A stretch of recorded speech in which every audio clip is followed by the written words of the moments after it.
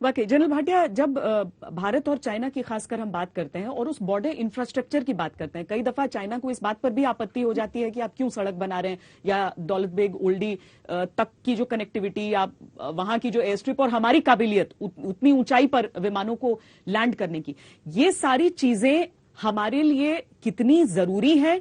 वहां के इंफ्रास्ट्रक्चर को बेहतर करना, आपने उसमें कितना बदलाव देखा है अपने कार्यकाल के भीतर, और अभी और कितना करने की हमें जरूरत है ताकि हम बहुत मजबूत रहें?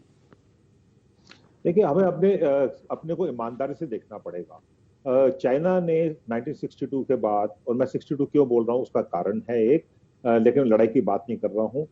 उन्होंने एक multi modal, multi dimensional, state of the art infrastructure बनाया अपने इलाके में, तिब्बत में, बल्कि तिब्बत ऑटोनोमस रीजन में। ये बहुत ही बढ़िया इंफ्रास्ट्रक्चर है, हमें इसमें कोई शक नहीं होना चाहिए। इसमें एक्सप्रेसवेज हैं, वेस्टर्न, सेंट्रल, ईस्टर्न, और इसमें QTR है जो रेलवे लाइन उनकी आती है, वो आगे तक आती है। अभी इसमें 14 एयरफील्ड्स हैं, सैटेलाइट एयरफील्ड्स हैं, इसमें लॉजिस्टिक इंस्टॉलेशंस हैं।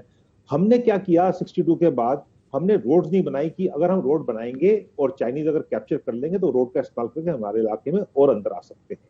लेकिन 2005 में हमने 73 रोड के एक स्ट्रेटेजिक रोड प्रोजेक्ट हमने शुरू करा 2005 में, जो 2012 तक कंप्लीट होना था, लेकिन 2012 तक कंप्लीट हुआ नहीं, उसमें काफी पुशबैक्स रहे, और आज 2020 हो गया है।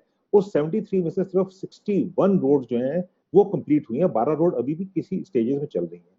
उसमें से एक रोड जो है अभी, ये 255 किलोमीटर की दरबुक श्योक डीबीओ रोड है, और डीबीओ को हमने ऑपरेशनलाइज कर दिया था, देपसंग के बाद भी किया था, न्योमा में किया है। तो हमारी कैपेबिलिटी बिल्डिंग चल रही है, और अभी अच्छे स्तर में वो टेक ऑफ स्टेज पे आ गई है, काफी कुछ हुआ है। और हमने अभी जो पिछले महीने जो फाइनेंस मिनिस्टर ने जो रिफॉर्म्स अनाउंस करे हैं, उसमें इंफ्रास्ट्रक्चर डेवलपमेंट भी है।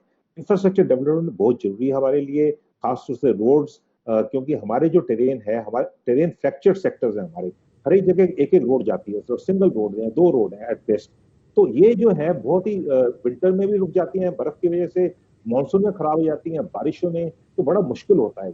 तो हमें state of the art roads चाहिए यहाँ पर, और ये रोड्स डिफेंस के लिए चाहिए, इकोनॉमिक डेवलपमेंट के चाहिए बॉर्डर रीजन के लिए, और हमें वहां पर टूरिज्म होनी चाहिए। हमारा इलाका है, हमें कोई शक नहीं होना चाहिए इस चीज में। तो हमें जो है, हमारी जो स्ट्रेटेजी है जो चाइना के अगेंस्ट, वो है वॉर प्रिवेंशन की और डेटरेंस की। जो चाइना का एग्रेसिव डेटरेंस है उसको हमने रोकना है, उस बिहेवियर को रोकना है।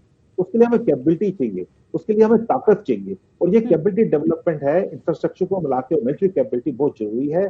2013 में एक माउंटेन स्ट्राइक को सैंक्शन किया था गवर्नमेंट ने, 64,000 करोड़ का, 8 साल में देना था ये, तब मैं वहां पर था। तो अभी तक ये पूरी तरह से नहीं हुआ है, क्योंकि हमारे पास इतना पैसा नहीं है। तो हमें देखना पड़ेगा कि हमारी मेन थ्रेट कहाँ से है, प्राइमरी थ्रेट हमारी कहाँ पर है, और हमें एक सिक्योर नेशन चाहिए आगे तरक्की करने के लिए। तरक्की बहुत जरूरी है जी। मजबूत सेना के साथ एक मजबूत इंफ्रास्ट्रक्चर की भी आवश्यकता है। वैसे देश की शक्ति पर किसी को भी संशय होना नहीं चाहिए। बहुत बहुत धन्यवाद आप तीनों का हमारे साथ जुड़ने के लिए।